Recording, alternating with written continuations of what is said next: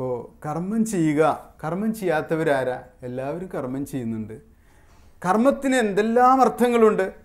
ചലനം എന്ന അർത്ഥമുണ്ട് കർമ്മത്തിന്. കണാദൻ അങ്ങനെയാണ് പറയുന്നത്. കണാദൻ എന്ന് പറയുന്നൊരു മഹർഷിയുണ്ട്. വൈശേഷിക ദർശനം ഭാരതത്തിൽ കൊണ്ടുവന്നത് കണാദനാണ്. കണാദൻ പറയുന്ന കർമ്മം ചലനമാണ് എന്നാണ്.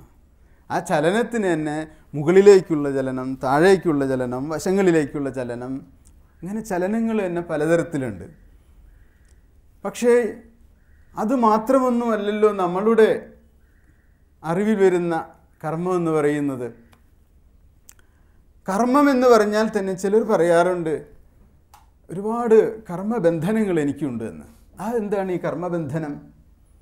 കർമ്മബന്ധനം എന്ന് പറയുന്നത് ഒരു മനുഷ്യൻ എന്തെങ്കിലും ഒരു കർമ്മം ചെയ്താൽ ആ കർമ്മത്തിൻ്റെ ഒരു ഫലം അത് ആഗ്രഹിക്കും. ഒരു ബിസിനസ് നടത്തുന്നു, കപ്പലണ്ടി കച്ചവടം നടത്തിയാലും ഒരു ഫലം ആഗ്രഹിക്കും. എല്ലാ ദിവസവും ഒരു 5 രൂപ അല്ലെങ്കിൽ 10 രൂപ എടുത്തു വയ്ക്കണം. അങ്ങനെ ഒരു മാസം കൂടുമ്പോൾ അതൊരു 300 രൂപയായി 500 രൂപയായിട്ട് വരും. അപ്പോൾ എനിക്ക് ഇന്നതെല്ലാം വാങ്ങിക്കാം. എന്തിലും ഒരു ആഗ്രഹമുണ്ട്. അങ്ങനെ ഇരിക്കുമ്പോഴാണ് കപ്പലണ്ടിക്ക് വില കൂടുന്നതും പറഞ്ഞതുപോലെ ലാഭമില്ലാതെ വരുന്നതൊക്കെ. അപ്പോൾ അദ്ദേഹത്തിന് നിരാശയുണ്ടാകും. ആശിച്ചു എന്നുള്ളത് കൊണ്ട് തന്നെ നിരാശ ഉണ്ടാകാനും സാധ്യതയുണ്ട്. അപ്പോൾ ഈ ഫലത്തെ സംബന്ധിച്ചുള്ള മനുഷ്യൻ്റെ അന്വേഷണം എവിടെ നിന്ന് തുടങ്ങുന്നു? അവൻ്റെ കർമ്മം അവിടെ നിന്നാണ് തുടങ്ങുന്നത്. മനുഷ്യൻ എപ്പോഴും ഭാവി കാലത്തിലേക്ക് നോട്ടമിട്ട് ജീവിക്കുന്നൊരു ജീവിയാണ്. ഈ പ്രകൃതിയിൽ ഒരു ജീവിയും ഭാവി കാലത്തിലേക്ക് നോട്ടമിട്ടുകൊണ്ട് ജീവിക്കുന്നില്ല, മനുഷ്യനൊഴികെ. അതുകൊണ്ട് മനുഷ്യനെ ഫ്യൂച്ചറിസ്റ്റിക്കാണ്. ഫ്യൂച്ചറിസ്റ്റിക്. ഇതിലൊരു ദുരന്തമുണ്ട് ഈ ഫ്യൂച്ചറിസ്റ്റിക് ആകുന്നതിൽ.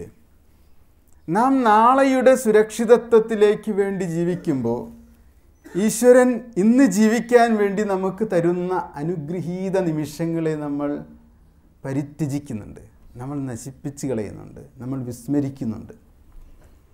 അപ്പം നമ്മളുടെ മനസ്സ് നാളെയിലേക്ക് വേണ്ടി ലക്ഷ്യം വയ്ക്കുമ്പോൾ ഇന്ന് നമുക്ക് പങ്കുവയ്ക്കേണ്ട സ്നേഹം നാം പങ്കുവയ്ക്കാതിരിക്കുന്നുണ്ട്.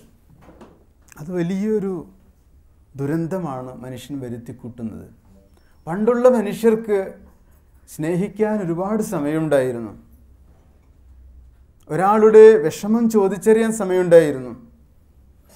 റോട്ടിൽ ഒരാൾ അപകടത്തിൽപ്പെട്ട് മരണവെപ്രാളത്തിൽ കിടന്ന് പിടയുമ്പോൾ ഓടിച്ചെന്ന് അയാളെ എടുത്ത് പരിചരിക്കാനുള്ള സമയമുണ്ടായിരുന്നു. ഇന്നതില്ലാതെ പോയിരിക്കുന്നു. എന്താണ്? നാളെയെക്കുറിച്ച് ചിന്തിച്ച് ജീവിക്കുന്ന മനുഷ്യന് ഇന്ന് പോരാതെ വരികയാണ് ചെയ്യുന്നത്.